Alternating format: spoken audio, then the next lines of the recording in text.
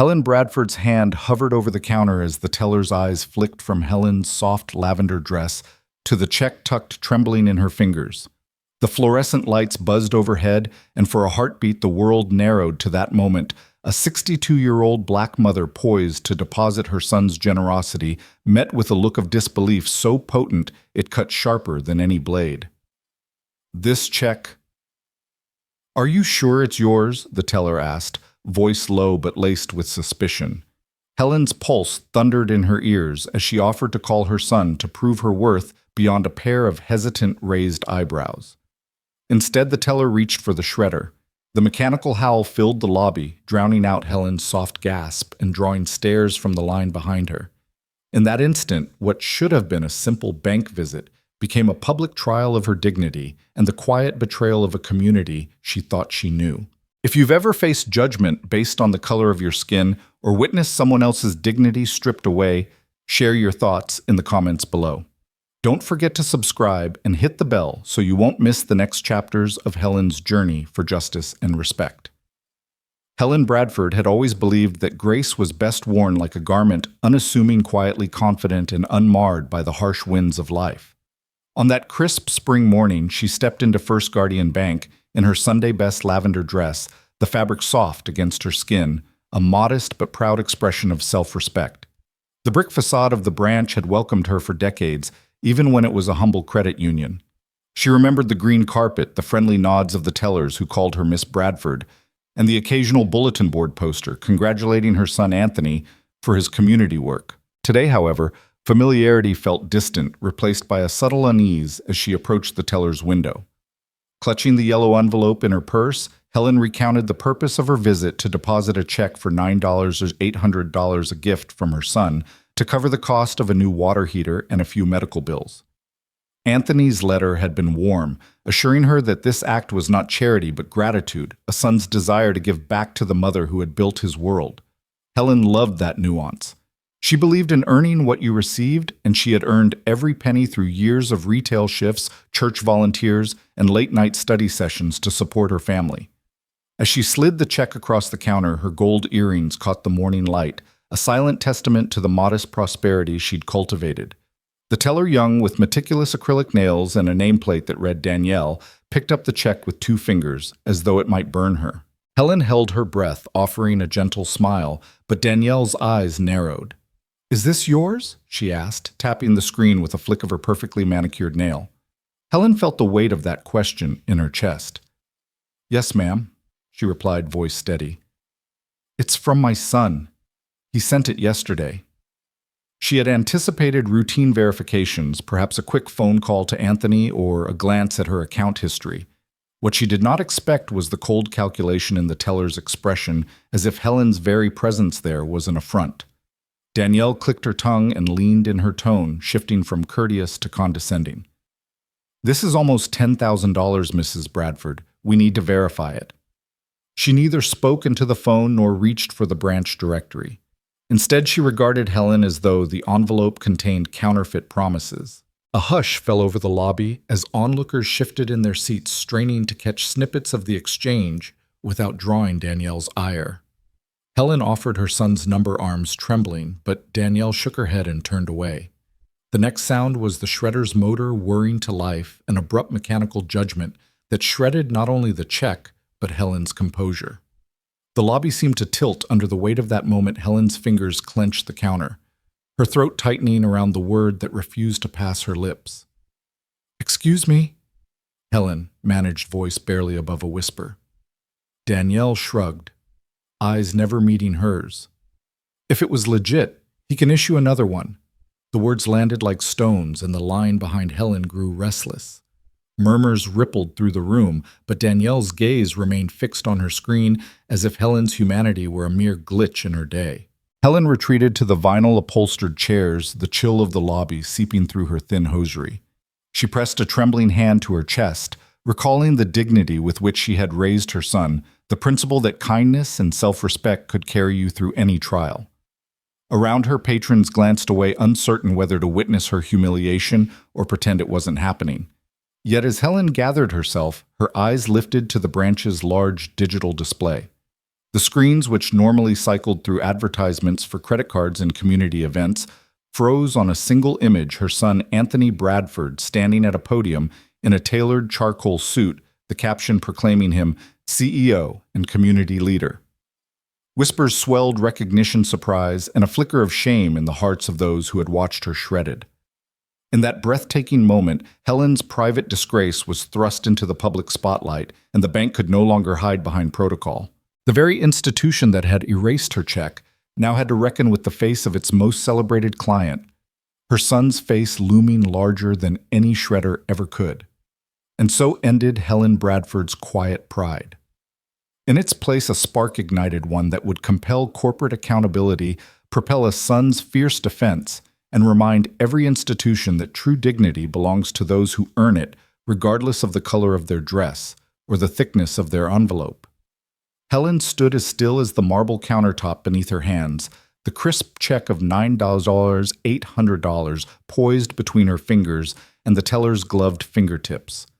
The whir of the lobby's ceiling fans blended with the distant hum of traffic outside, but in that moment all sound seemed to recede into a hush.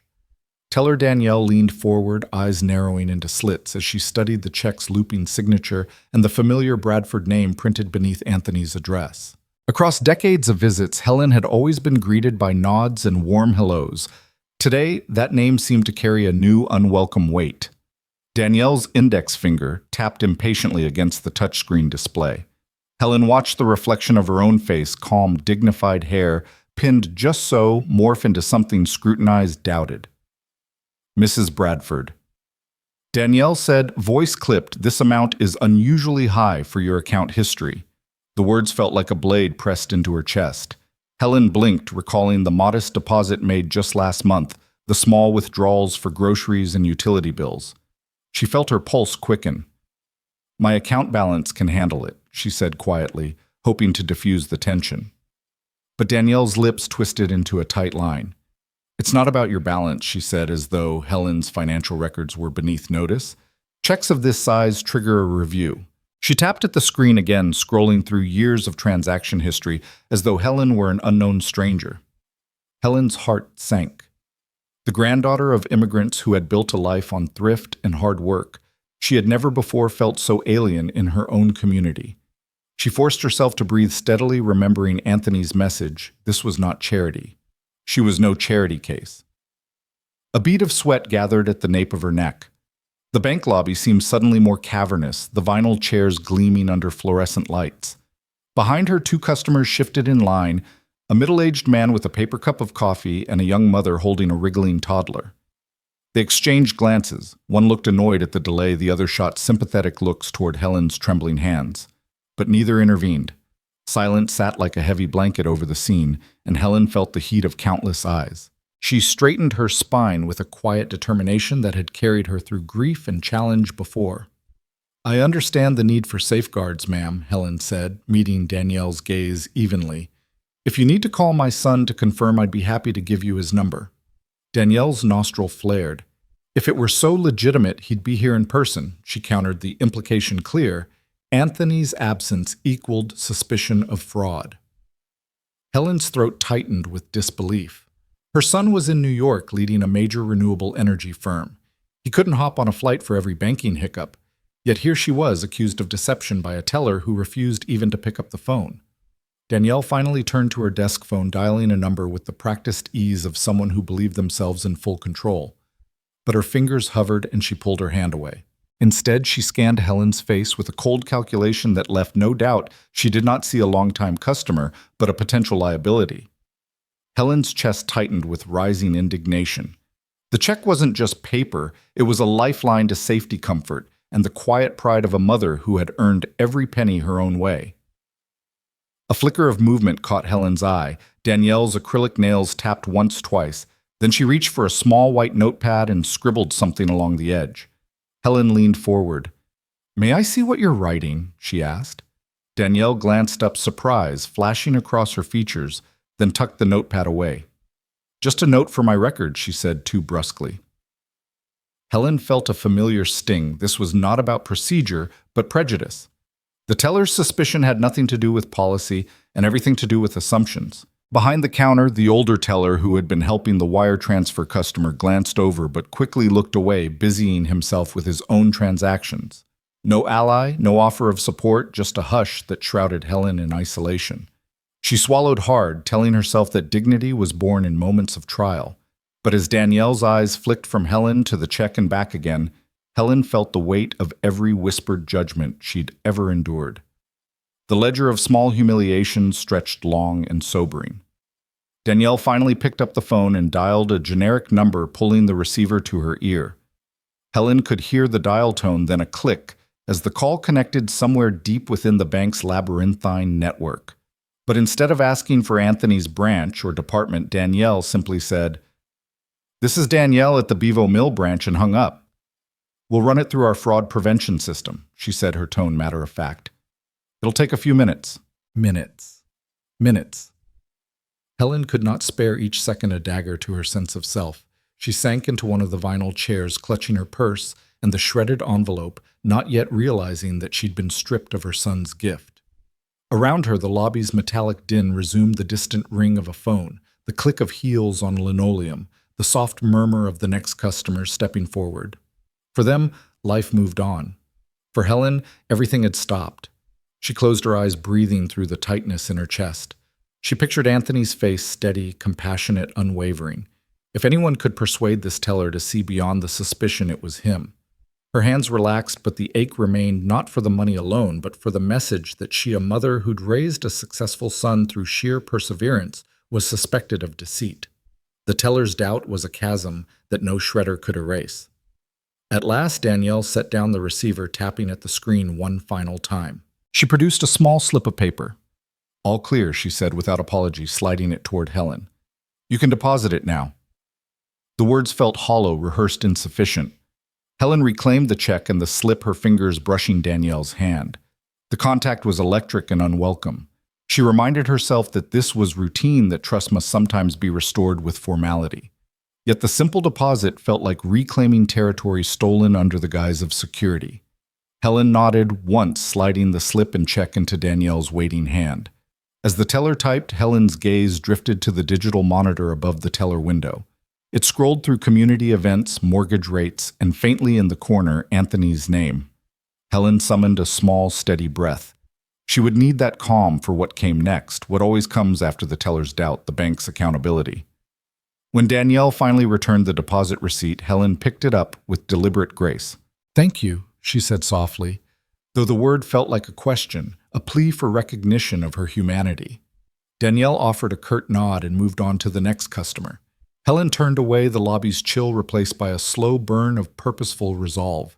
She had come for a deposit. She left with a lesson in the cost of doubt and the promise that some debts demand more than simple repayment. Helen held her breath as Danielle's hand hovered over the shredder's feed slot. The check, crisp, freshly signed, bearing the neat scrawl of $9,800 in Anthony's bold handwriting, rested on the counter between them like a fragile hope. For a moment, time itself seemed to stall, the distant clatter of coins at the change machine, the soft buzz of a phone ringing in the back office, even the murmur of patrons waiting in line faded into a dull hum. All of it was eclipsed by the slow, deliberate movement of Danielle's fingers as she guided the check toward the shredding blades. Helen's chest tightened. She'd expected verification, a quick call to Anthony, the customary exchange between mother and son's bank. Instead, she was about to witness a moment of pure erasure, the literal destruction of her son's generosity and of her dignity in that tiny branch lobby. She opened her mouth to protest, to plead that Danielle pause for a moment, just long enough to confirm with the bank's corporate office. But the words died on her tongue when Danielle pressed the paper into the slot. The shredder's motor whined a low mechanical growl that quickly rose into a keening scream. Helen's eyes widened as the paper vanished inch by inch under the silver blades, turning into thin white ribbons with little of the check's identity left intact. The sound, so mundane in other contexts, felt like a verdict. The shredded paper skittered into the bin beneath the counter in a chaotic pile. Where once had lain Anthony's carefully issued check, now there was nothing but the shredder's teeth and the sterile emptiness of blank space. Helen's fingers twitched. For an instant, her mind blanked out completely. No thoughts but the image of that check being devoured. She tasted metal in her mouth, a bitter brew of shock and outrage. Heat flared in her cheeks as she realized that in a single motion, Danielle had reduced her son's thoughtful gift to garbage. The shredder's clamor echoed off the lobby's tile walls, a relentless reminder that the bank's teller believed Helen's presence there was more threat than treasure. Behind her, the man in the gray cap let out a soft, "Oh man," under his breath, and the young mother's toddler craned his neck watching the shredded aftermath with wide, curious eyes. No one spoke aloud. No gasps, no exclamations. Yet the entire room seemed to hold its breath in collective disbelief. Helen felt their eyes on her as she stood at the counter paralyzed between fury and humiliation. Danielle, her expression ironclad, tapped a button on her screen and straightened. "If it's legitimate," she said, her tone flat, "he can issue another one. We can't process anything we can't verify." She slid a laminated pamphlet across the countertop advertising the bank's mobile deposit app as though it would magically solve everything. Helen watched it slide away, her stubby, coffee-stained fingernails clacking against the card reader, but no pamphlet could reassemble what had just been torn apart. The lobby's fluorescent lights flickered overhead, casting pale rectangles on the linoleum floor. Helen pressed a hand to her chest, steadying her breathing. She told herself that she would not weep, not here, not in public. Tears had no place in her stoic legacy, but her mouth felt parched, her vision blurred as though a veil had been drawn over her eyes. Helen's purse resting on her shoulder bounced as she rocked on her heels trying to keep upright. She mustered her resolve and managed to speak, voice trembling, but clear. "I'd like to speak to your manager." Danielle offered a slight shrug as though the request were inconsequential. "You can come back with proper documentation," she said, returning to her screen. "Next customer." The words hung in the air, cold and dismissive, a final punctuation mark on Helen's worth as a depositor. Helen retreated a step, her shoulders slumped. She clutched the edge of the counter with trembling hands bruised by the memory of shredded paper. Her lavender dress, once a symbol of quiet pride, felt suddenly extravagant, out of place in this antiseptic environment. The fabric whispered against her knees as she turned away, sinking into the vinyl chair by the lobby's window. Across from her, another customer sipped coffee, eyes cast down, pretending not to see. A hush settled over the room, a silence born of collective awkwardness. Helen closed her eyes and let the ache spread through her chest. This wasn't just about money. It was an affront to everything she had stood for. For 62 years, she had carried herself with dignity. Volunteering at church, mentoring neighborhood kids, raising a son who became a respected CEO through grit and integrity. And now a moment of casual cruelty administered by a teller whose entire understanding of Helen's life could be boiled down to a suspicious glance had stripped her of that dignity in a single brutal motion. Her throat ached as though the shredder had not just torn paper, but also torn her voice. She forced herself to inhale slowly, recalling Anthony's calm reassurance when he had mailed the check. He had said, "Mom, I'm not giving you charity. I'm giving you thanks." That distinction had meant everything. But here on the linoleum floor of a small-town bank, gratitude had been met with institutional doubt. She considered leaving, immediately abandoning her account, walking out the same way she had entered head high, despite the turmoil inside. Yet something rooted her to the spot. The shredder's bite had to have consequences. She had the right to her son's gift and to her own respect. The bank's veneer of professionalism had cracked, revealing a chasm of bias that demanded to be exposed, corrected. The lobby door swung open, admitting a gust of spring air and a young couple whose arrival broke the spell. The man wore a navy blazer. His partner carried a designer handbag. They paused, taking in the scene, Danielle tapping away at the register, Helen's trembling figure in the chair, the shredded fragments glinting in the bin. Without a word, they joined the back of the line, adding to the silent witness of her humiliation. Helen lifted her head, catching Danielle's eye. The teller's gaze flicked away almost immediately, as though Helen's presence were a stain on the day. Helen bit her lower lip. She would not be ignored. She rose again, purse slung over her shoulder, and walked toward the desk by the lobby entrance, where the branch manager's office was marked by a shiny brass plaque, "Stephen Greer, Branch Manager." Each step echoed in Helen's ears, matching the rhythm of her heartbeat, determined, unyielding. Behind the counter, Danielle glanced up, as if surprised to see her still standing. Helen paused a moment, forcing the ache in her chest into the cool composure she wore like armor. With measured grace, she opened the door to Greer's office and found the man inside reviewing a report. He looked up at her, startled, perhaps to see a customer in his private space. His expression shifted from amusement to embarrassment in an instant as he recognized Helen Bradford, lifeblood of the neighborhood branch. He rose, smoothing his tie and motioning to the seat opposite his desk. "Mrs. Bradford, I understand you'd like to talk," he said, voice sincere yet strained. "Please have a seat." Helen, still trembling, settled into the chair. Across the room, the shredder lay dormant, its red light blinking innocuously. The quiet click of the door closing behind her sounded like a promise this moment, and what had happened would no longer be contained in the lobby. Danielle's shredder might have silenced the check, but Helen's resolve would not be shredded so easily. As Greer cleared his throat and offered his apology, Helen allowed herself a brief moment of relief, though she knew this was only the beginning of the reckoning to come. The shredder's bite had been brutal, but it had also cracked open the door to accountability. And as long as she had breath in her body, Helen Bradford would not let her dignity remain shredded in silence. Helen rose from the vinyl chair by the counter and moved toward the row of lobby seats, as though in a dream, her lavender dress swaying around her legs. Each step felt leaden, though it carried her away from Danielle's cold dismissal and the mechanical roar of the shredder. She sank into a chair near the big front window, pulling her purse strap tight across her shoulder like a lifeline. The lobby door whooshed behind her as other customers drifted in, checking their phones and glancing toward the tellers, but saying nothing. In that moment, Helen felt both painfully exposed and fiercely resolute. She pressed her palms together in her lap, breath coming in shallow, uneven bursts. The metal armrests felt cold against her skin, and she imagined the chill seeping into her bones. A woman in a dark trench coat to her left cleared her throat and shifted a magazine in her hands, eyes flickering in Helen's direction before returning to the glossy pages. On Helen's right, a teenager tapped away on a tablet, earphones muffling the world. The silence stretched taut between them, broken only by the distant click of keyboard keys behind the counter and the faint hum of the bank's air conditioning. Helen closed her eyes, trying to gather the pieces of herself scattered by the shredder's blades. She had walked into this bank with confidence, secure in her status as a loyal customer and proud mother. She had expected the routine courtesy that came with her decades of business here. Instead, she had been judged on the thickness of an envelope and the unfamiliarity of a check amount. A check her son sent out of love, out of respect for all she had done for him. And in an instant, that respect had evaporated under Danielle's suspicion.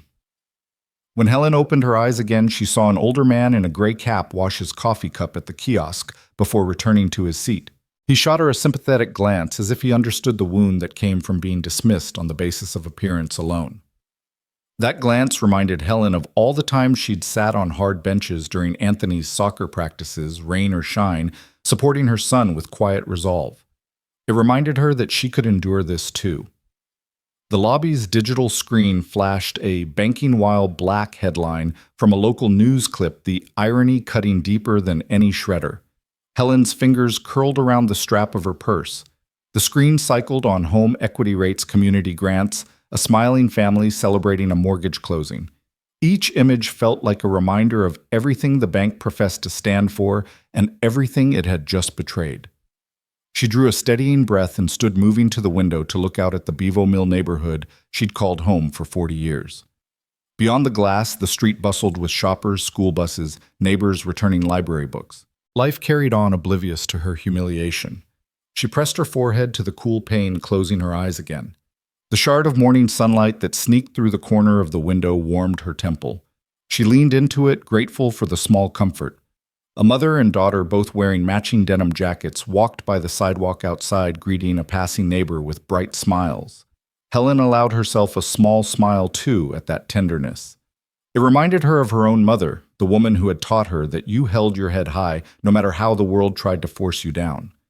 Helen had inherited that dignity, and she refused to let today's ordeal strip it away. When she moved back to her seat, she brushed a trembling hand over her blouse and smoothed the fold of her skirt. She opened her purse and pulled out a tissue, gently wiping at the corners of her eyes. No tears came. She had not cried in public since her husband's funeral 15 years ago. Yet the ache of injustice weighed on her chest all the same.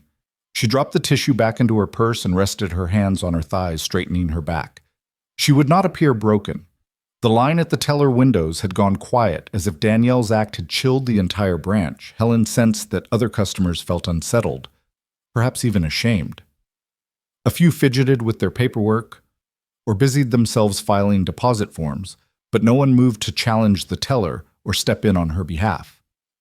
Helen's heart clenched with the realization that this was not merely a personal indignity. It was a collective failure of empathy. They all sat in silent complicity while she was reduced to a suspect. Yet Helen also felt the stirrings of something else, a conviction that a solitary act of cruelty could not define her community. She glanced around again, taking in the faces reflecting on her situation. The business-suited man at the counter who adjusted his tie and avoided her gaze. The elderly woman clutching her purse strap as though bracing against a draft. The young family in the corner who shielded their toddler's eyes from her distress. In each of those faces, she saw a choice: remain silent or speak out against what they had witnessed. Helen closed her eyes once more, and pictures of her own life flooded her mind: quiet nights poring over bills to keep the lights on, early mornings volunteering at the church food pantry, the day she watched Anthony graduate, knowing her sacrifices had not been in vain. She remembered the first time she deposited a check she had earned through a side job, the gentle nod of the teller who congratulated her. She remembered the pride she felt handing that same teller a cake she'd baked, a small gesture to say thank you. And she remembered thinking then that banks were more than institutions. They were the stewards of people's dreams. The lobby's overhead speaker crackled as a voice announced, "Attention customers. The manager will see Mrs. Helen Bradford at her convenience." The words reverberated around Helen's chest like a balm. It was the first time anyone in authority had acknowledged her presence and her pain. Relief and anticipation mixed in her gut like cold and heat. She rose again, purse in hand, and walked toward the back of the lobby where the manager's office sat behind tinted glass. Each step felt lighter than the last, bolstered by the knowledge that her silent patience had compelled the bank to act. Yet she didn't quicken her pace. Helen believed in preserving dignity even in victory. When she reached the door, she paused, smoothing her hair and straightening the lapels of her dress. Pushing the door open, she entered the manager's office with a calm certainty that transcended her trembling nerves. Inside, Stephen Greer stood, his posture stiff, but his expression contrite. He greeted her with a nod. "Mrs. Bradford." "Thank you for waiting," he said quietly. Helen offered a polite nod in return, her composure restored. The cold autumn light filtering through the office window outlined her silhouette, a woman unbowed, determined to reclaim the respect that should never have been taken. At that moment, surrounded by the soft click of closing doors and the hush of hushed footsteps beyond the glass, Helen realized that respect might evaporate in an instant, but so too could injustice be confronted. And in that realization, she felt the quiet power she had always carried, the power to stand firm, to demand accountability, and to remind the world that dignity once challenged must be defended. Helen sat back down in the vinyl chair, the weight of what had happened settling like lead in her stomach. The lobby's fluorescent lights flickered overhead, and for a moment she allowed herself to simply breathe, to let the steady rhythm of her own heart be the only sound she heard. Danielle's shredder lay silent behind the counter, its red light blinking like an accusing eye.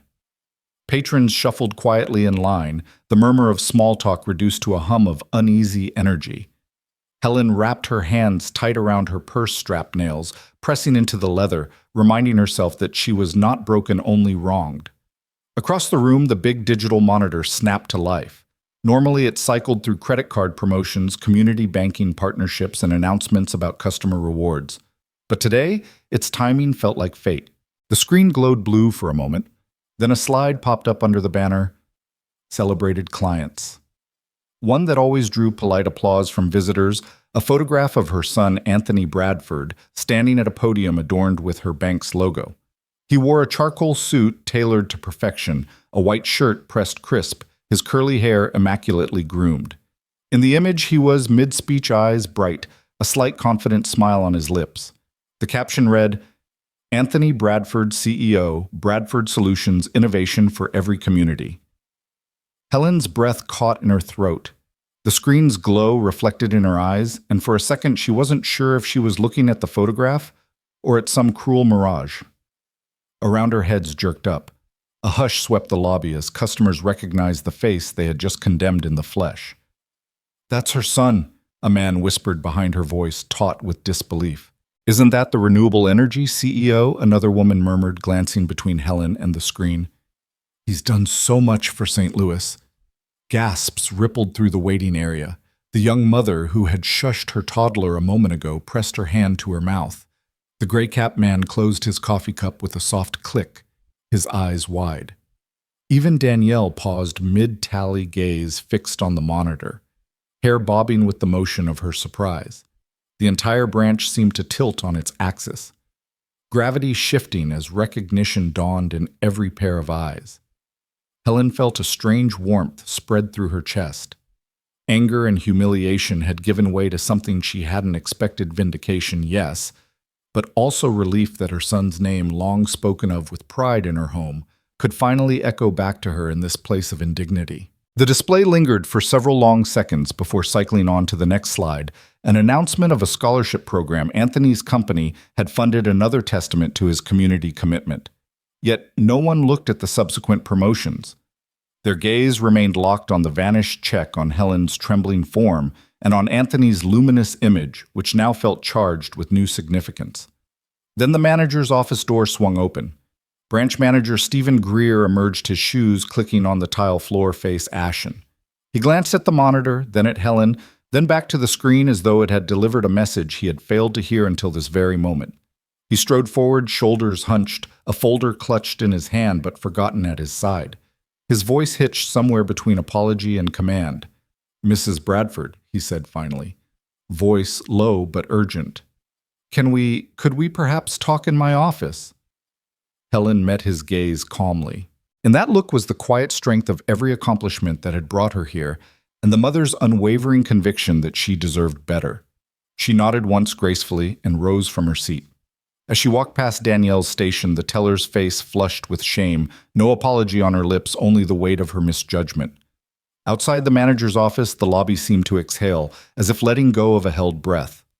Helen paused at the door, glancing once more at the monitor, where Anthony's image had already given way to the next announcement. But Helen's eyes remained fixed on a single truth: that no shredder, no suspicion, no prejudice could erase the legacy of a son's integrity or the dignity of a mother who had earned every penny of her own worth. Stephen Greer's office door slid open before Helen could even knock. The tinted glass walls framed the branch manager in a slim navy suit, his posture rigid as he stepped into the soft light of the lobby. He'd been watching from behind the safety of his desk while the shredder roared its verdict. Now at last he ventured out, as though summoned by the hush that had fallen over the room. Helen stood in the corridor, her lavender dress still pressed and neat purse clutched like a shield. Greer cleared his throat, the sound echoing oddly in the silent hallway. "Mrs. Bradford." He began, his voice wavering between apology and corporate script. He gestured to the empty office beside him. "Please, let's talk in here." He didn't wait for her reply, but moved aside, brushing past her without direct eye contact. Inside the room felt smaller, the scent of polished wood heavy in the air. Greer closed the door, the click sounding like a gavel's knock. Helen slid into the chair opposite his desk, arranging herself with deliberate calm. The manager cleared a stack of papers, quarterly reports, promotional flyers, maybe documents related to Anthony's partnership with the bank, then finally met her gaze. His eyes were round, apologetic, but behind them hovered a corporate haze, fear of repercussions, worry over public perception, the tightrope of retaining both a high-profile client and a profitable depositor. "I want to start by saying how deeply sorry I am," Greer said, rubbing the bridge of his nose. "What happened at the teller window is unacceptable. You have banked with us for years. You are a valued customer and you deserved better." Helen listened, nodding once, but she felt the apology land with the hollow resonance of a well-rehearsed speech. She folded her hands in her lap, the leather of her purse pressing into her palms like a lifeline. The roar of the shredder had mimicked a gavel's verdict. Greer's words felt like an echo in a courtroom where no real justice had been served. Greer sank into his own chair, leaning forward, as though the small space might contain both their discomfort. "I've already talked to the teller involved. We've placed her on administrative leave pending a full review. I want to assure you that we will replace the funds and expedite that personally. You'll have every dollar back by the end of the day."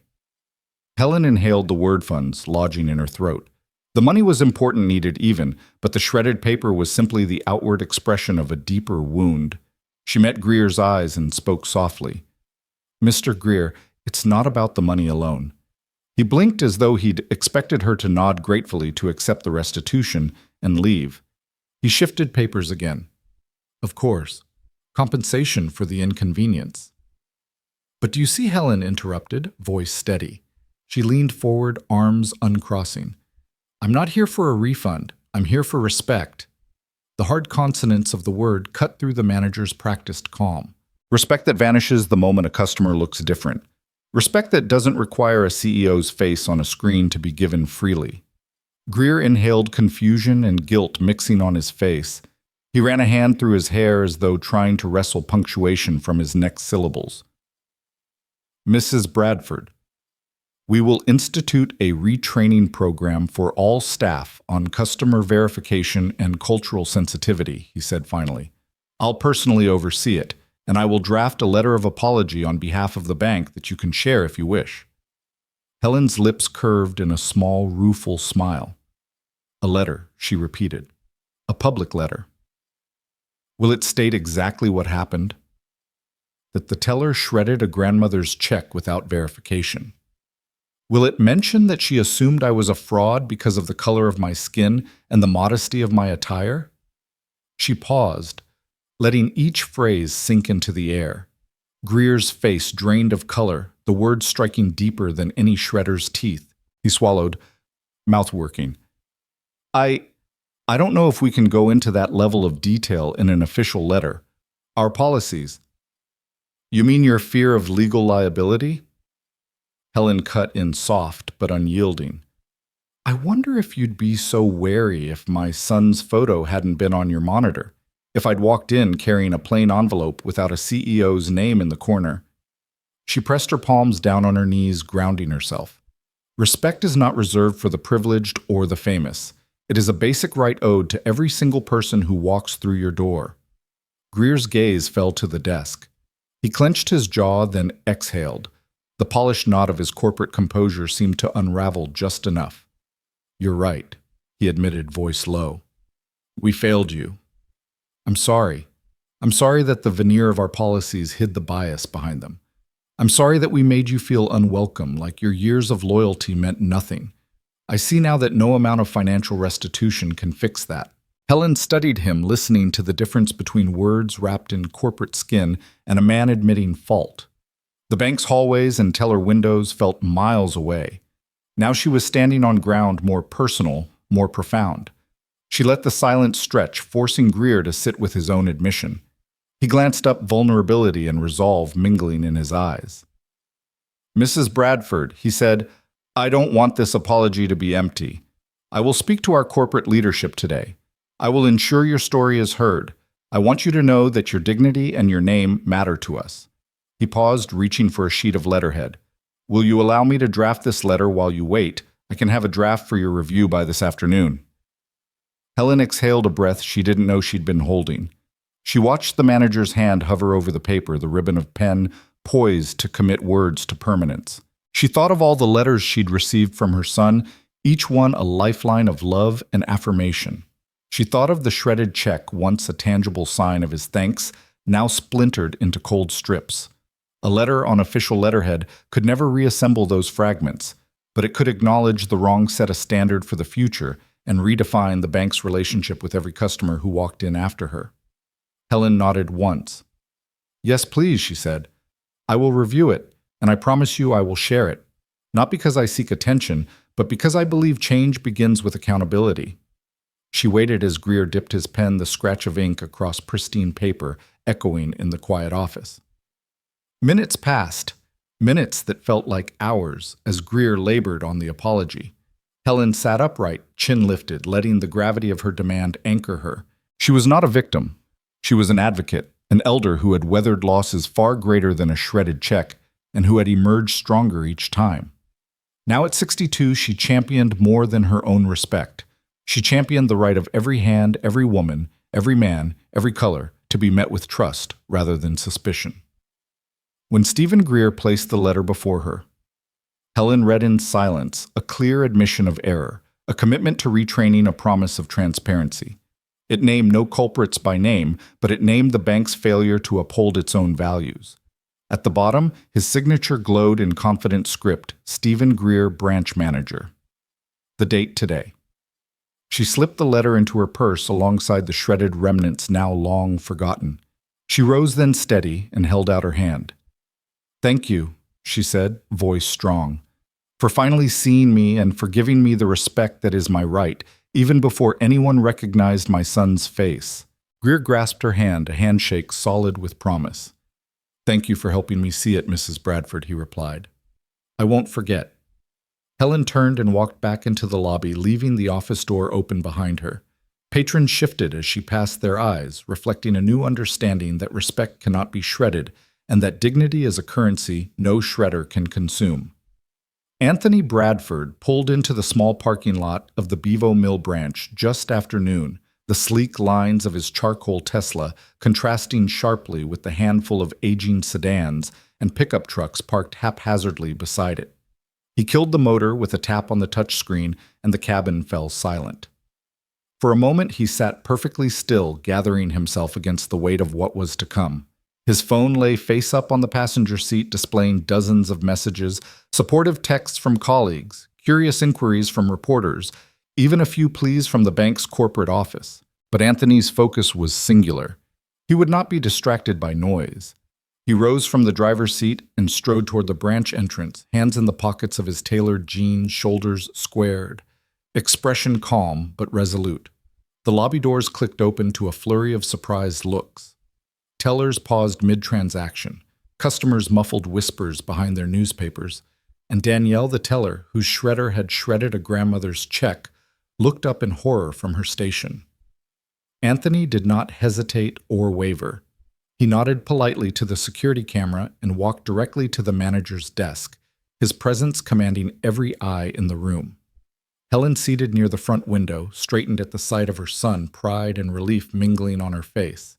She pressed a hand to her heart, but did not rise. This was his moment, not hers. Stephen Greer stepped out from his office, a folder clutched to his chest. His face went ashen when he saw Anthony's calm approach. He swallowed hard but managed a polite nod. "Mr. Bradford." He began, voice brittle, We're very honored to have you here." I didn't expect. Anthony raised a hand, gentle but firm. He glanced around the lobby, taking in the wide-eyed patrons, the silent tellers, the stranded shredder. "Please," he said, "let's skip the pleasantries." His tone was quiet, yet it cut through the lingering tension like a blade. Greer's shoulders slumped. He closed the folder and led Anthony into his office without another word. Behind the glass walls, the light seemed dimmer, as though the branch's veneer of normalcy had finally been withdrawn. Anthony sank into the chair opposite Greer's desk, leaving space between them, as though giving the manager room to grasp the gravity of the situation. Greer perched on the edge of his desk, hands clasped, mouth opening and closing without finding the right words. "I understand you've already apologized to my mother." Anthony began, voice measured. "You've offered to cover her funds, retrain your staff, and issue a letter of apology." He paused, letting each item land in the stifled silence. Greer nodded, the sheet of paper on his desk trembling in his grip. Anthony leaned forward, elbows resting on his knees. "That letter is a start, but it is not enough." Greer's brow furrowed. He swallowed again. "What more can we do, Mr. Bradford?" "We've taken all the steps within our branch's authority." Anthony pressed his palms together, fingertips touching in a deliberate steeple. "My company, Bradford Solutions, has conducted over $1.2 million in business through First Guardian Bank in the past 18 months. We handle payroll, commercial lines of credit, and operational accounts here in this branch and across your network. My mother's check was shredded at a simple personal level. But if you won't publicly own that failure, I will have to move every account we hold elsewhere." Greer's eyes widened. The implication was clear. Millions of dollars of deposits and transactional revenue could evaporate with a single decision. "Mr. Bradford?" He whispered, voice catching, "You can't mean that." Anthony straightened his calm, intensifying. I wasn't asking. He rose, placing both hands deliberately on the desk. I'm telling you, this is non-negotiable. The thin daylight filtering through the office window highlighted the resolve in his eyes. A private apology to my mother behind closed doors is insufficient. I will not tolerate a bank that only respects its customers when it recognizes their faces on a screen. Greer exhaled a long, rattling breath. He looked at the floor for a moment as though deciding whether to stand and plead or to give in. He finally met Anthony's gaze and nodded. Understood. We will issue a public statement this afternoon acknowledging the incident for what it was, a breach of trust guided by bias that we deeply regret. We will name our failures and outline the steps we're taking to ensure this never happens again. I'll coordinate with corporate. His voice was quiet but firm, an echo of the commitment in his posture. Anthony allowed himself a small nod. He motioned toward the glass wall of the lobby. I'll be waiting out there, he said. My mother, too. We'll read it together. There was no arrogance in his words, only the steady assertion that dignity must be honored. Greer exhaled again, rose unsteadily, and offered his hand. Anthony shook it, grip solid. Thank you, Mr. Bradford, Greer said. I won't let you down. Anthony left the office and re-entered the lobby where whispers rippled like a breeze through dry grass. Helen rose to her feet, her posture regal yet relieved. She moved toward her son, the other patrons parting instinctively to give the pair room. Danielle hovered near her, station eyes downcast, while the older teller offered Helen a tentative smile that carried regret. Anthony chose not to look at him, focusing instead on his mother's steady gaze. As they stood side by side, the digital monitor flickered back to a community spotlight. This time, a generic mortgage rate advertisement. But the lobby felt changed, as though every chair, every screen, every teller window were now under the bright light of accountability. Helen reached for Anthony's hand and he squeezed it lightly, a silent acknowledgement of shared resolve. At that moment, the branch manager's intercom crackled to life. Mr. Bradford, Mrs. Bradford, please return to the manager's office for the statement. Greer's voice held an unfamiliar tremble but a firm undercurrent. Anthony nodded to his mother, and together they walked back toward the office, silence falling behind them like a curtain. In the lobby, Danielle gathered her composure and began to prepare for the announcement. Other customers shuffled their feet, eyes bright with curiosity and solidarity. The branch had emptied of its stale complacency, replaced by a vigilant energy. The understanding that respect is the bedrock of every transaction, and that when it is broken, it must be mended in full view of all who bear witness. Anthony sat at his glass-topped desk, the late afternoon sun gilding the hardwood floors of his top-floor home office. The hum of his dual monitors blended with the distant neighborhood sounds, children playing lawnmowers, humming a passing car radio drifting in. He leaned back in his ergonomic chair, fingers poised over the keyboard. Across one screen, Helen's apology letter from Stephen Greer lay open, its words still echoing in his mind. Across the other, the digital draft postbox blinked expectantly. Yesterday, my 62-year-old mother was treated with gross disrespect. He took a slow breath and began to type each word deliberate, each sentence carefully measured not for corporate polish, but for human truth. He wrote about Helen's lavender dress, the way Danielle's suspicion had sliced through the morning calm. The shredder's teeth consuming a son's gift meant to repair a water heater, and what that moment said about prejudice embedded in everyday institutions. He paused often, rereading his mother's dignified composure, the trembles she'd stifled, and he made sure the post captured not just the incident, but the injustice. This wasn't about policy, it was about assumptions based on race and perceived class. My mother did not ask for your pity, she asked for your respect. When he pressed post on LinkedIn, a quiet wave of motion rippled through his network. Within seconds, his phone in his hand vibrated with notifications, likes, comments, shares. He tapped in to watch the numbers climb 100, 200, 500. Colleagues from Bradford Solutions messaged words of solidarity. Thank you for giving your mother's experience a voice. A former professor chimed in powerful. Thank you for leading with integrity. A local city council member heart reacted instantly. We need systemic change.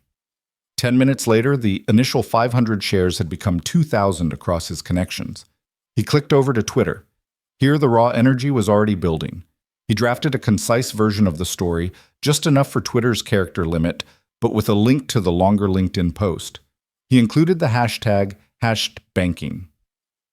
While black, knowing its resonance in countless conversations about financial discrimination. He tapped tweet and watched the retweets skyrocket. At first a trickle, then a steady stream. A couple of prominent journalists amplified it. This story needs to be heard. An advocacy group for racial justice retweeted with a call to share your own stories. The hashtag flickered to life patterns of conversation, weaving thousands of narratives together. As he stared at the scrolling feed, his living room behind him erupted into digital motion, like lanterns in a dark sky. Personal testimonies lit up the timeline. When I tried to cash my paycheck at midnight, they said my account was suspicious. I was wearing shorts and a t-shirt. My grandmother was asked for 3 forms of ID to deposit her retirement check. The man behind her was waved through. Had to close my credit card because I mailed a payment from a P.O. box. No questions for the white customer at the next window. The stories poured in by the hundreds, accompanied by apologies, calls for solidarity, and demands for banks to reform their procedures. Anthony scrolled gratitude and determination mingling in his chest. He saw a tweet from a small business owner in Memphis thanking him. Finally, someone listened to me. A thread from a Chicago teacher printed stories from her students. My dad's rental company was flagged as high risk, so often they almost lost their account. Each post was a thread in the tapestry of indignity that countless people had endured silently. Now they found courage in Helen's story to speak out. The hashtag climbed from trending in his city to trending statewide to trending nationally. On his left screen, an analytics window tracked the reach. 10,000 tweets, 25,000 impressions, 5,000 unique contributors. On his right, LinkedIn updates showed comments from major business figures, CEOs, bank executives, governors, expressing solidarity and concern. A few even tagged the bank's official accounts, pressuring them publicly. First Guardian Bank. How will you respond? When will you address #banking? While black in your training programs. The public conversation was now a visible force rippling beyond Anthony's personal sphere into the broader currents of social change. He paused, reflecting on the irony he had built his career around clean energy solutions, the powerful jargon of boardrooms and market forecasts. Yet it was the simple act of giving his mother back her dignity that had ignited this global conversation. He glanced at the framed photograph on his shelf, Helen's arm draped around him at his college graduation, both of them glowing with quiet pride. He tapped his phone again, replying personally to a few early commenters. Thank you for sharing your story. Your voice matters. We will not let your experience be forgotten. Outside his office window, dusk settled over St. Louis. The city's skyline glowed softly against the violet sky. The digital storm he'd unleashed flowed far and wide, but in that moment he felt the weight of personal responsibility even stronger than the swell of public support. He closed his eyes, briefly envisioning Helen's peaceful smile, her unwavering grace. She hadn't asked to be a symbol. She'd merely asked to be seen as human. Now hundreds of thousands were seeing her and others like her for the first time. Anthony rose from his chair and walked to the adjoining room where his small press team gathered around an illuminated whiteboard. Charts and graphs from his company's quarterly projections had been hastily replaced with bullet points, timeline, of public statements draft, of external apology partnerships with community credit unions, plans for a conference on financial equity. He tapped the board. This is more than a moment, he said softly. This is a movement. We need to keep this conversation going until real change happens. His team nodded, energized by his calm resolve. Back at his desk, notifications still cascaded in a Washington Post reporter requesting an interview, a local radio station seeking quotes, a popular financial blogger citing the hashtag. He opened each message with care, responding with gratitude and scheduling firm times. The next few days would be a whirlwind, he knew, but he steeled himself. The cause was worth every late night and every tense exchange. Before shutting down his computer for the evening, Anthony drafted one more post, a brief message of thanks to every person who had shared their own story under #BankingWhileBlack. He concluded with a promise: "We will not let this movement fade. Financial institutions must be held accountable. Humanity must always come before policy." Banking. While Black, Helen's story. He hit post and watched the replies begin anew, a chorus of support echoing across time zones and languages. He leaned back, a faint smile touching his lips. Helen's story had ignited a light far beyond the fluorescent glare of a small branch lobby. It had reached into the digital heart of the world, giving voice to untold indignities and forging a collective call for justice.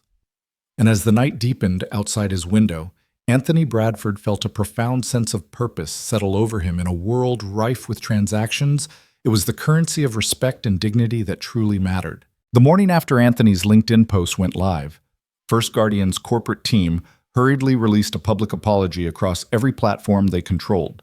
The statement, issued under the signature of CEO Edward Harris, read, "We deeply regret the incident involving Mrs. Helen Bradford at our Bevo Mill branch. We are committed to upholding the highest standards of customer respect and are reviewing internal procedures to ensure this cannot happen again. We extend our sincerest apologies to Mrs. Bradford and to any customer who has ever faced similar treatment." It was concise, impeccably polished, and utterly devoid of specifics. Within minutes, the boilerplate apology landed like a lukewarm handshake on social media. On LinkedIn, Anthony's original post now sat amid a sea of reposts and comments, some hopeful, many skeptical. Under Edward Harris's statement, dozens of replies pointed out the missing acknowledgement of wrongdoing. "Words without action are meaningless," wrote one user. "Apology accepted in theory, but what about accountability?" asked another. On Twitter, the hashtag #banking. While Black flared brighter than ever, spurred by the official response's vagueness. By midday, a whistleblower from within First Guardian had leaked snippets of internal emails to a prominent finance blogger.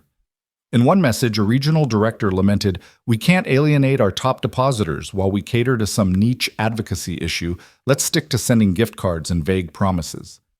In another chain, a compliance officer quietly noted the staff involved need to be quietly reassigned, not publicly disciplined. Prime customers' feelings matter more than a viral hashtag. The leaks made it unmistakably clear that the bank's leadership viewed systemic bias not as an institutional failure, but as a public relations obstacle. Across town, community advocates and financial watchdogs pored over the leaked documents. At a midday press conference called by the St. Louis Consumer Rights Coalition director Mia Rodriguez, held up a printed email and shook her head. "This is not remorse," she told assembled reporters, voices crackling with indignation. "This is damage control in its purest, most cynical form. They're more concerned with preserving profit than with correcting prejudice." Cameras flashed. Local news anchors replayed the snippet, overlaying Rodriguez's sharp critique. Meanwhile, customers who had resorted to online testimonials found their voices amplified. A retired schoolteacher posted a video recounting a time her husband was questioned about a small deposit in a lawn and leaf removal business. "They presumed he was laundering money," she said, eyes brimming. "Only when he showed multiple years of tax returns did they grudgingly comply." A young father shared his own filmed recount. "They joked about my accent and asked for 3 forms of proof before opening a checking account for my side gig." One by one, the stories emerged, painting a tapestry of indignities that had long been ignored. The social media uproar soon found its way into mainstream headlines.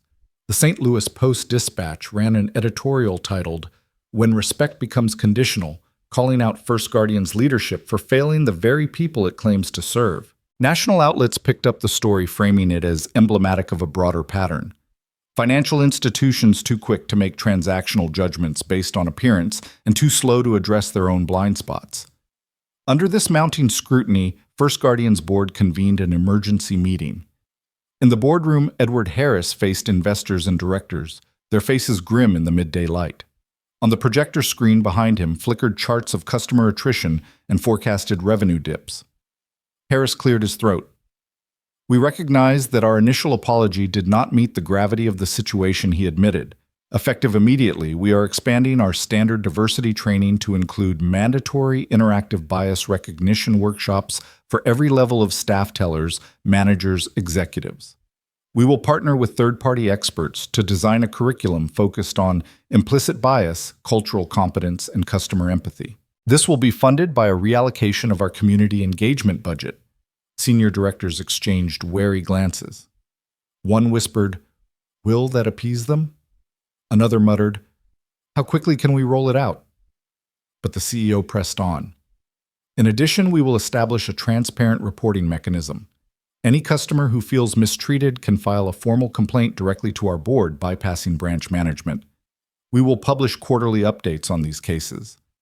I understand that smoke and mirrors won't suffice. We need measurable change. Still, even this revised plan met with public suspicion. Social platforms buzzed with comments like third-party experts. Really?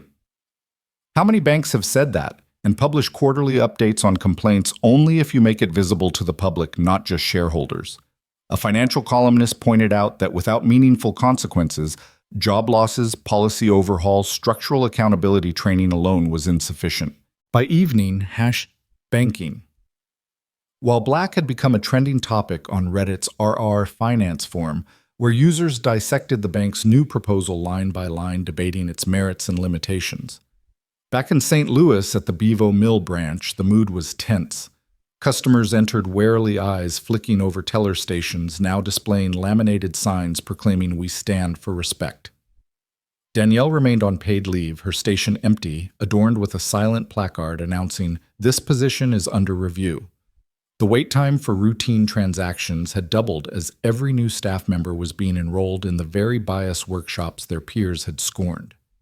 Lines snaked through the lobby, and several customers, hearing volunteers guiding them to an informational table, approached to share their stories in person, a grassroots caucus of grievances and hopes. At the same time, regional bank executives toured the branch offering canned apologies and handing out brochures about inclusive banking. They smiled for cameras, but avoided eye contact with Helen, who sat with a small circle of supporters. Community leaders rallied outside the building, holding signs reading, "Treat us with dignity," and chanting, "No justice, no profit." The local NAACP chapter called on First Guardian to replace branch leadership entirely to show that the bank's commitment was more than lip service.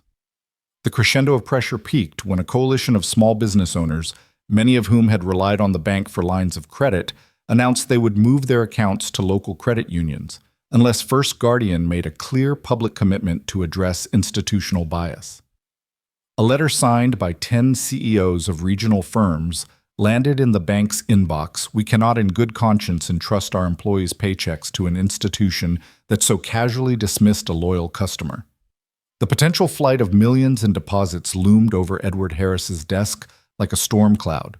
In a final televised statement that evening, Harris stood before a blue backdrop bearing the bank's logo, flanked by Michael Reynolds, newly appointed Chief Diversity Officer, and a representative from the nonprofit Equity Finance Partners. Reynolds spoke first voice firm. "We are here because the bank failed, and we know we've earned a deficit of trust." He outlined the new training curriculum, the public complaint portal, and promised substantial investment in community credit unions to bolster alternatives for marginalized customers. "We will not stop until every person who walks into our branches feels safe, respected, and valued," Reynolds said, meeting the camera's gaze. Harris then took the floor, shoulders squared. "To Mrs. Bradford, to my fellow customers, and to the broader community, I pledge that First Guardian will learn from this failure. We will hold ourselves accountable, not just in words, but in actions, actions that you can see, measure, and assess. We will use our resources to repair trust, to fund scholarships for underserved entrepreneurs, and to collaborate with organizations that champion financial equity. We understand that today's measures are only the beginning." As the broadcast ended, the hashtag #banking, while Black lingered on screen, still alive with commentary. Many acknowledged the breadth of the bank's commitments, but most comments urged vigilance. "We'll believe it when we see it. Check in 6 months. Let's see those complaint numbers published publicly." In homes and coffee shops, online forums, and community meetings, the conversation spilled into the next day. First Guardian's apology had evolved from hollow words into a complex tapestry of promises and programs. But the public had learned that genuine change required more than smoke and mirrors. They demanded transparency, accountability, and a permanent shift in culture.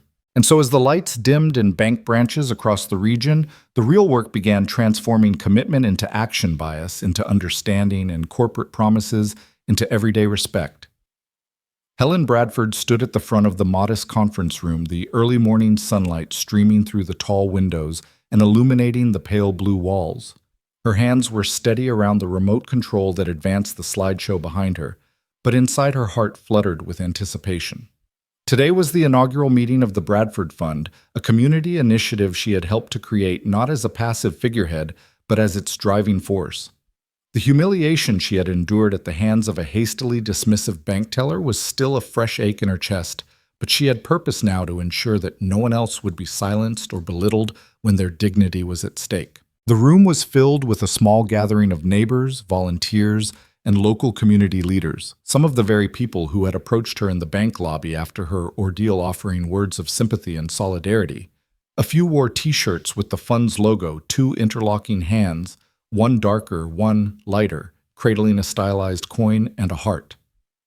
Helen inhaled deeply, the scent of freshly brewed coffee and the faint trace of printer ink on the handouts mingling in the air. She pressed the button and the slide behind her switched to a photo of her mother's bungalow, the very home she had lived in for decades, a place of warmth and resilience. "Welcome, everyone." Helen began, her voice clear and poised, carrying the gentle authority she had cultivated over a lifetime of hard work. "I want to thank you for coming today to help launch something that matters deeply, not just to me, but to our community." She clicked again, and the next slide displayed a simple mission statement. The Bradford Fund, empowering every customer with knowledge, resources, and respect. Helen paused, allowing her words to settle. "My story began with a check, a gift from my son to help replace my water heater. When I brought that check to the bank, I was treated as though I didn't belong. My money, my name, my history, all of it was shredded in an instant because someone assumed I wasn't worthy of respect. But that moment didn't break me. Instead, it ignited a passion to help others reclaim their dignity." A murmur of agreement rippled through the room. She scanned the faces, Rosa, the retired schoolteacher, who had recalled her own pension check humiliation. Marcus, the young father with the side gig who had been asked to prove his identity 3 times in one afternoon. Pastor Lee, who ran financial literacy workshops at his church. Each person had shared their story, and each had inspired the fund's foundational programs. Helen clicked the remote again, and the screen showed a list of the fund's first initiatives: financial education grants, community partnership scholarships, and Know Your Rights workshops. Helen's eyes softened as she spoke to each bullet point in turn, weaving together personal anecdotes and practical plans. "Our financial education grants will provide up to $500 for individuals who need to take classes on budgeting, credit management, or digital banking tools," she said. "We've partnered with local nonprofits and community colleges to offer these courses free of charge to grant recipients. Knowledge is power. When you understand how the system works, you can navigate it with confidence." The audience nodded, and Helen felt a swell of conviction. She remembered how, in that lobby chair, she had felt discarded, like her life's experience counted for nothing. Now she was helping to build programs that would give people the tools to stand tall. Next, she continued, "We have our community partnership scholarships. Small business owners, senior citizens, students, all can apply for up to $1,000 to support training or certification programs. We believe economic empowerment begins with accessible education." She paused, recalling the retired nurse who had needed a loan to pay for new scrubs. Scrubs she made herself out of necessity because she trusted no bank to treat her fairly. These scholarships will help people seize opportunities without fear of bias. Finally, Helen smiled as she clicked to the last initiative. Know Your Rights. Workshops. A series of monthly seminars held in community centers and churches. These workshops will teach you how to advocate for yourself at any financial institution, what documents to bring, how to recognize respectful treatment, and what steps to take if you face discrimination. It's about giving every individual the confidence to demand the respect they deserve. The small room erupted in applause. Helen set the remote down and let the wave of support wash over her. She met her son Anthony's eyes in the front row, his face beaming with pride, and felt a fresh surge of gratitude. His swift action had thrust them both into the spotlight, but now they stood together, turning personal hurt into public good. "Thank you all," Helen said, her voice warm. "This fund is our collective effort, and its success depends on each of you. We're not just fixing water heaters or paying tuition, we're healing the fractures in our community's trust. We're building a future where no one is assumed to be less than because of their name, their age, or the color of their skin." After the presentation, volunteers circulated sign-up sheets. Folks offered to teach workshops, to mentor scholarship applicants, to connect the fund with church groups and civic clubs. Helen moved through the crowd, shaking hands and sharing smiles, receiving hugs from those whose stories had fueled this mission. One woman placed a gentle hand on her arm. "Mrs. Bradford, you've given us more than money," she said, voice trembling. "You've given us hope." Helen's eyes glistened. "That's exactly why I'm doing this," she replied. "I refuse to be just a symbol. I want to be the spark that lights real change." By midday, the Bradford Fund's website had gone live, a simple portal, redesigned by Anthony's company's volunteer IT team. Applications for the first round of grants and scholarships were already visible, with easy-to-follow forms and clear eligibility guidelines. Community partners, credit unions, universities, vocational schools had posted resources and contact information. Helen watched Anthony field calls from local media outlets, all eager to tell the story of a grandmother turned advocate. That afternoon, Helen sat in a corner of the lobby of her own bank branch, now a sign of progress rather than persecution. A small financial rights handbook printed by the fund lay open on her lap. She coached a middle-aged man through the steps of verifying his direct deposit, pointing out the section on what to do if a teller questions his identification. Nearby, a young mother browsed the grant application on her phone, relief and curiosity mingling on her face. Greer. The branch manager, who had stumbled through his own mea culpa, approached quietly. He handed Helen a stack of the new handbooks and said, "On behalf of First Guardian, thank you for partnering with the fund. We're committed to making these a part of every branch's standard resources." He bowed his head slightly, no longer the polished corporate mask, but a man acknowledging truth. Helen met his gaze with genuine warmth. "Thank you, Stephen," she replied. "Remember, respect isn't an add-on. It's the foundation of trust. I'm counting on you to keep building." As Greer walked away, Helen felt that familiar flutter in her chest. Only now it was excitement, not apprehension. She closed the handbook and rose, gathering her purse. Outside, the late spring breeze carried the scent of newly mown grass and blossoms. She paused on the sidewalk, breathing deeply, then turned and walked toward her car. In the passenger seat next to her, the first batch of applications already filled out by those lining up for support waited. Helen picked them up, smiling, and tucked them inside her purse. She slid into the driver's seat and started the engine. As the car hummed to life, she glanced in the rearview mirror at the bank behind her, a place that once symbolized her lowest point. Now a launch pad for community empowerment. Driving away. Helen felt the full arc of her journey, from the shock of disgrace to the purpose of advocacy, from the shredder's bite to the promise of scholarships, from solitary hurt to collective healing. She knew the road ahead would be long, that bureaucracy and prejudice could rear their heads again, but she also knew the power of compassion, of shared purpose, and of standing firm in one's dignity. And so with each turn of the wheel, Helen Bradley, once an unlikely catalyst, drove forward with quiet determination, steering her community toward a future where respect is a right, not a privilege. In her heart, she carried the promise that personal pain, when channeled with intention, can blossom into lasting empowerment for all. As dawn broke over the Mississippi River, St. Louis stirred not with its usual Sunday calm, but with a restless energy born of collective purpose. News vans lined Laclade's Landing. Their satellite dishes pointed skyward like metallic flowers soaking up signals. Banners reading Helen Bradford's lesson fluttered from lampposts on Market Street, and local radio hosts began their morning shows by replaying clips of Helen's quiet but potent words, "Respect is the foundation of trust." By mid-morning, the grand ballroom of the St. Louis Public Library, reconfigured for the town hall meeting, was jam-packed.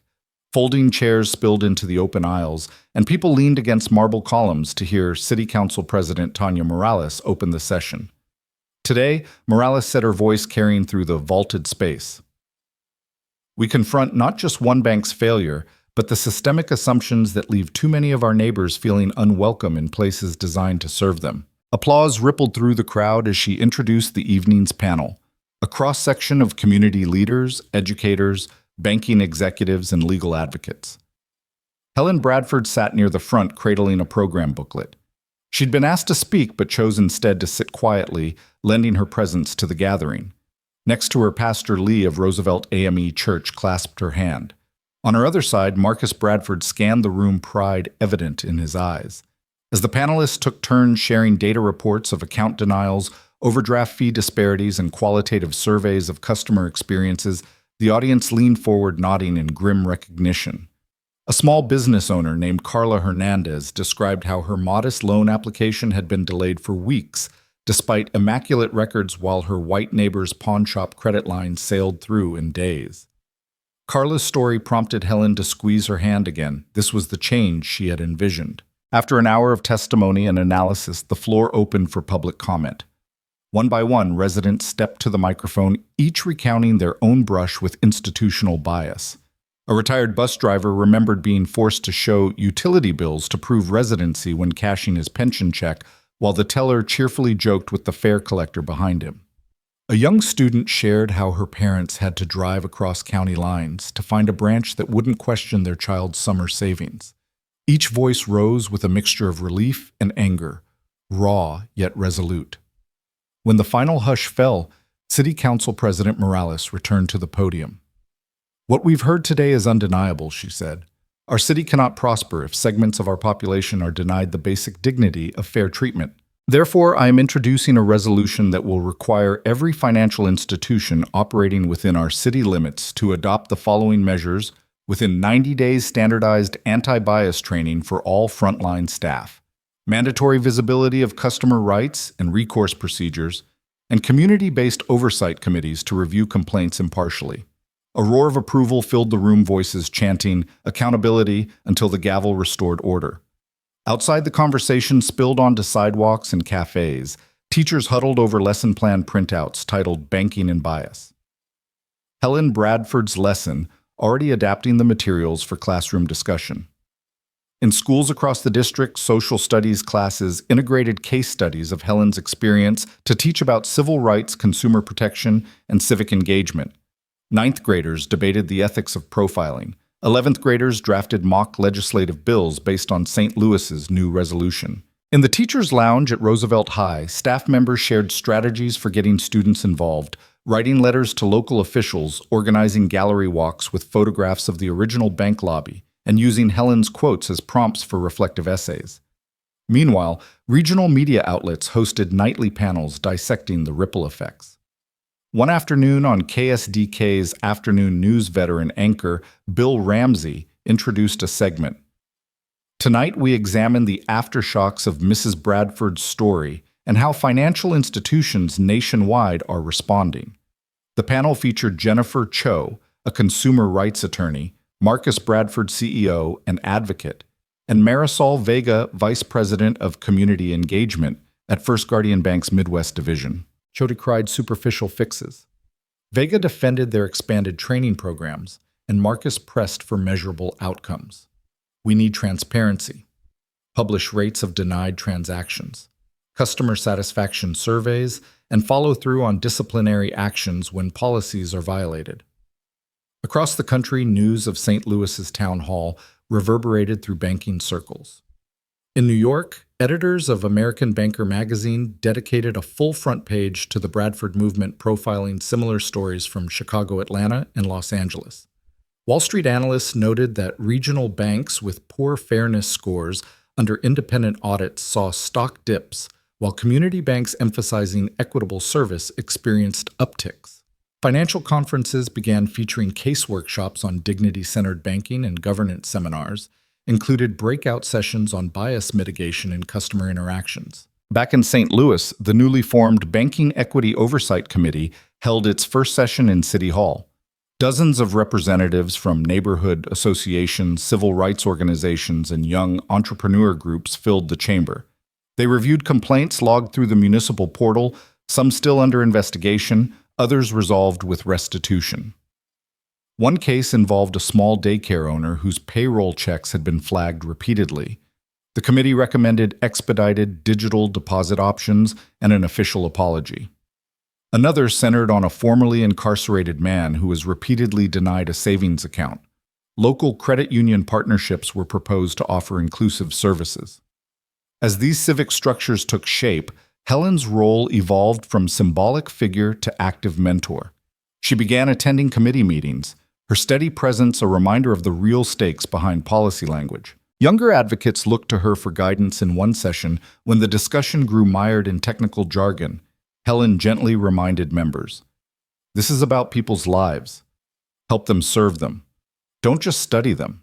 The simplicity and moral clarity of her interventions inspired the committee to prioritize practical solutions: mobile banking outreach, non-judgmental identification policies, and clear signage stating, "We respect you." By late fall, St. Louis's resolution had passed with overwhelming support, becoming a model for other municipalities. City councils in Cleveland, Kansas City, and Milwaukee cited the Bradford resolution when drafting their own versions. National organizations like the National Community Reinvestment Coalition endorsed the movement, hosting webinars to share St. Louis's blueprint. Even the Federal Reserve took notice, commissioning a white paper on local policy innovations for inclusive banking. Amid this transformation, the local First Guardian branch reopened its doors for a Customer Respect Day. Inside, tellers wore badges reading, "Ask me about your rights." Banner stands explained the bank's new partnerships with community organizations. Helen and Marcus attended, handing out brochures for the Bradford Fund alongside bank staff. Helen greeted customers personally, asking, "How can we restore your trust today?" While some patrons remained cautious, many offered tentative smiles. A young college student approached her. "I read about you in social studies class. Thank you for changing our city." Helen hugged him and replied, "Keep speaking up." That evening, Helen and Marcus returned home beneath a sky streaked with autumn light. They reflected on the whirlwind months, the shredded check, the viral posts, the citywide fervor, the nationwide spotlight, and now an embedded framework for equity in St. Louis's financial landscape. It had all flowed from Helen's refusal to be silenced and from a community's willingness to rally around justice. As they settled by the window, Helen leaned her head on her son's shoulder. "I never dreamed my hurt would lead to this," she murmured. Marcus kissed her forehead.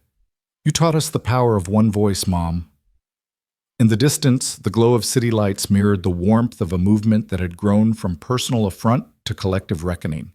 St. Louis had faced its reflection and demanded change, and in doing so, it had reminded the nation that true progress begins when we reclaim our dignity in everyday places.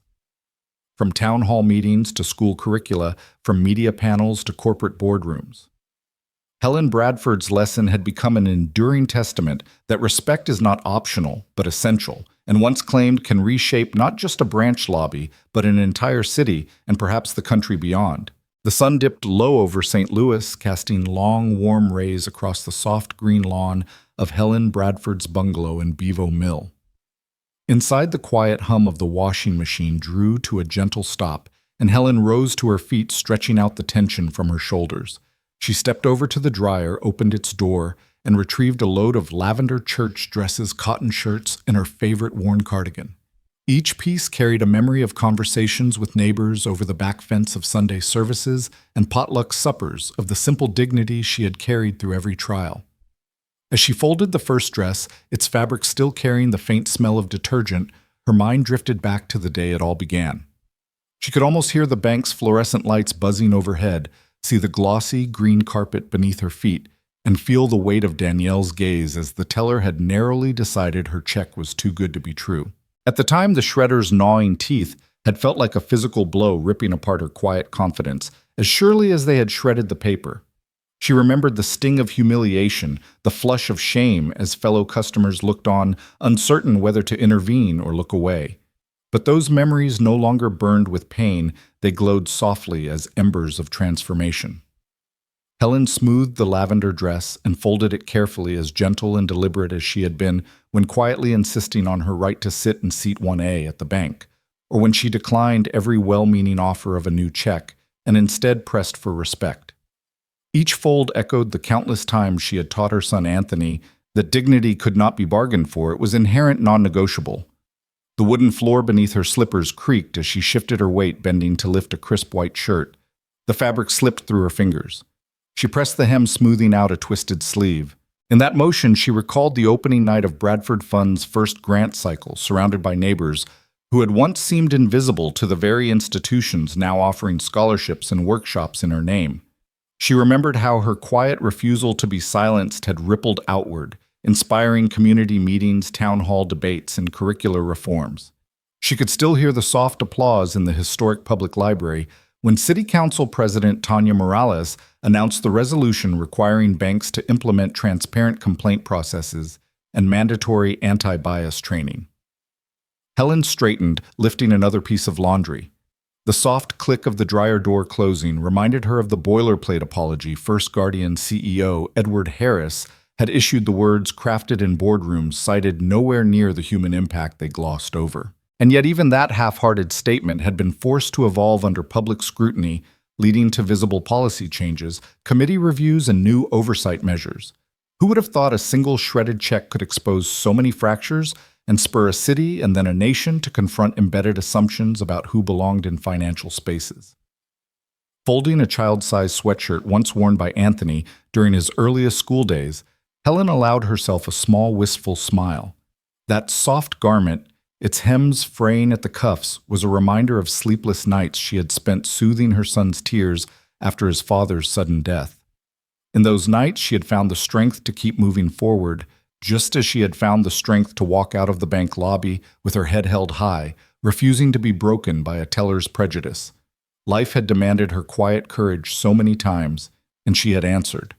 She laid the sweatshirt atop a neat pile. Behind her, the hum of the dryer cycled again. The warmth filled the room like a gentle breeze. Helen paused, her hands resting on the counter, and drew in a slow breath. Outside, leaves rustled in the breeze, and a cardinal alighted on the fence. The simple beauty of the moment, the cathedral hush of early evening, the call of a bird wove itself seamlessly with her sense of purpose that everyday moments, when handled with grace and grace under pressure, could become profound catalysts for change. Helen's thoughts flicked to the students who had studied her story in classrooms across the city. Ninth graders drafting mock legislation. High school seniors debating the ethics of profiling, and university students building case studies on corporate accountability. She imagined them walking into their local branches with new confidence, armed not just with documents, but with the unshakable belief that their dignity mattered. She pictured small business owners applying for microloans with less fear, grandparents opening checking accounts without a weight of suspicion, and PTA volunteers teaching financial literacy with a first-hand account of institutional transformation. These images flowed through her mind as she folded the final piece of laundry, a dishcloth she had used last Sunday to wipe counters after hosting a mother's potluck. The very fabric of her daily life, domestic rituals, simple acts of care, had become threads in a much larger tapestry. She carried the weight of that knowledge lightly, like the soft fabric pressed against her palms. The dryer chimed one last time, and Helen moved to transfer the folded laundry to a wicker basket. She arranged each bundle with care, tucking them under a window so that the late-day sun caressed the colors, bringing them to life. In her quiet home, surrounded by the ordinary textures of an ordinary life, she felt a profound sense of peace and completion. The story had come full circle. She retrieved her purse from the chair by the door where she'd set it down that morning. It contained the Know Your Rights handbook, now accompanied by a handful of Bradford Fund applications and surveys from the Oversight Committee. Tomorrow she would deliver these to the new community-run resource center, another project born from the lessons she had lived and taught. But tonight, in the gentle hush of her laundry room, she allowed herself stillness. Before leaving, Helen paused by the small framed photograph on the wall, her arm around Anthony at his college graduation, his cap askew in triumph, both of them beaming with pride. In the corner of the frame lay a folded lavender dress, the same style she wore that fateful day, tucked there as a reminder of resilience. She touched the glass gently as though blessing the memory. As she turned off the light and closed the door behind her, Helen Bradford carried with her not only the satisfaction of a battle well fought, but also the quiet assurance that the true measure of her journey lay not in headlines or hashtags, but in the daily practice of dignity. Back in her living room, she sank into her favorite armchair, the newly laundered cardigan draped across her lap. She reached for her knitting basket, her longtime source of calm, and pulled out a skein of soft gray yarn. With nimble fingers, she cast on stitches, each loop a gentle reaffirmation that respect once claimed becomes a living, breathing inheritance. The sun set fully, and the first stars appeared in the twilight. Outside the neighborhood returned to its evening rhythms, front porch lights switching on distant laughter drifting through open windows, the faint hum of passing traffic. Inside, Helen's needles clicked softly in the quiet. She did not seek praise or recognition. She never had. Her legacy was not the applause of crowds, but the unseen power of human connection forged in moments of quiet defiance. In that tranquil space, folding laundry, mending cloth, and knitting new strands of yarn, Helen embodied the enduring lesson she had taught an entire city that respect costs nothing. Yet when prejudice is unmasked, it can never endure.